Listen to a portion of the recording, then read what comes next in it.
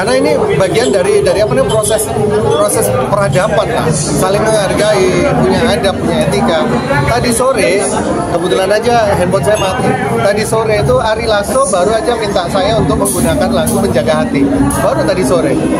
Dan ada capture-nya, nanti boleh dilihat di Instagram saya. Itu dia bilang mau pakai lagu Menjaga Hati. Berarti dia kan ada adabnya, ada etikanya. Ada bagian dari peradaban manusia adalah untuk saling menghargai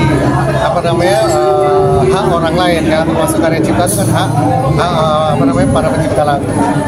Mas Presiden juga banyak yang bilang bahwa pencipta lagu banyak yang lebih dibanding penyanyi pasti lebih kayak penyanyinya. Yeah. Nah, Mas Pio melihatnya seperti apa, Mas? Maksudnya komen-komen? Ya, memang nggak bisa dipungkiri bahwa ada disparitas atau ada kesenjangan antara penyanyi dengan pencipta lagu.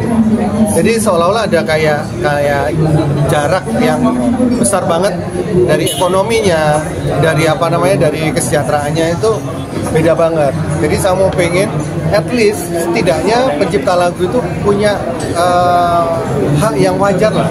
Maksudnya dengan porsinya dia sebagai pencipta lagu, dia dapat kewajaran gitu. Tapi ini sama sekali tidak ada kan. Ada yang sampai royaltinya hanya 0. Saya cuma 125.000. Jadi ini yang melihat orang dari jauh ini pasti akan merasa kasihan ya pencipta ya. Itu aja sih. Jadi orang akan menaruh rasa simpati kepada pencipta. Nah, kalau ini sudah kita benahin, tata kelolanya sudah kita benahin, pemikiran, pemahaman seperti itu pasti udah nggak ada lagi. Rasa-rasa sebenarnya sekarang udah pencipta udah sejahtera. Itu harapan kita sih. Mas, tapi di Padi sendiri untuk maksudnya pencipta lagu ini siapa yang banyak? Maksudnya seperti apa sih sistemnya kalau di Padi sendiri? Kalau di Padi itu udah jelas bahwa kalau umpamanya karya, siapa yang menciptakan lagu ya dia akan dapat beda ya. Jadi untuk karya umpamanya ada lagu, umpamanya Sobat yang menciptakan saya, nanti akan ada royalti tersendiri yang masuk. Dan itu udah diatur oleh perusahaan rekaman pada saat itu. Nah, yang sekarang kita perjuangkan adalah untuk event, untuk performing art, untuk acara-acara di luar di muka umum, di public area. Itu yang sedang kita perjuangkan. Kalau dari platform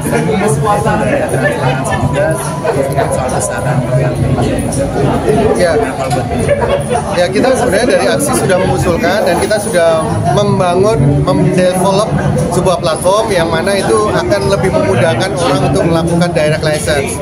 Gimana caranya ketika ada penyelenggara acara mereka ingin memasukkan izin, ingin mengajukan izin untuk penyelenggara acara, termasuk membayar lisensi dulu, meminta lisensi dulu, memohon lisensi, setelah diberikan dibayar lisensinya dengan sejumlah perhitungan tertentu, lalu baru boleh main. Nah, kemarin itu kita sampaikan di beberapa kementerian, sebenarnya skema ini sangat mudah dan simpel, tapi masih ada pertentangan kan dari LMKN.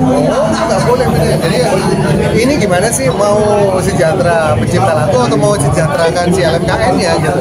Jadi kita nggak mau berdiskusi terlalu lama karena udah jelas bahwa sekarang kita butuh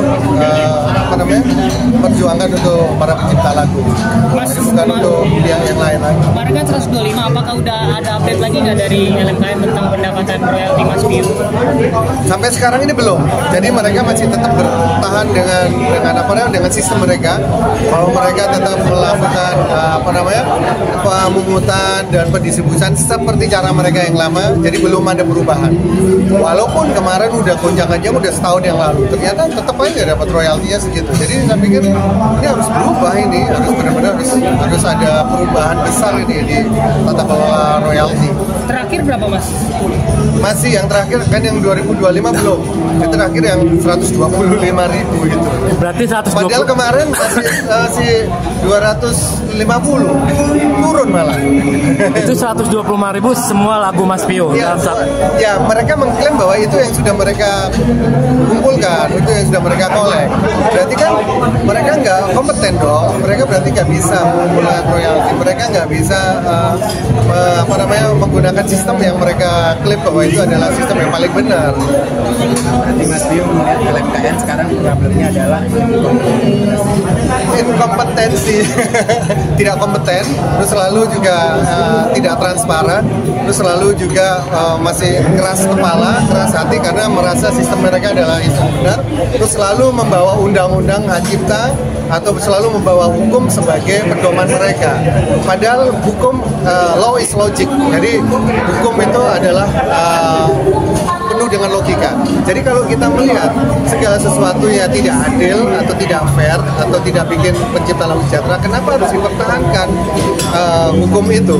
Itu sih. Jadi kita harus berubah. Kita semua harus ikut menjaga ini supaya ada perubahan yang besar untuk tata kelola royalti di Indonesia.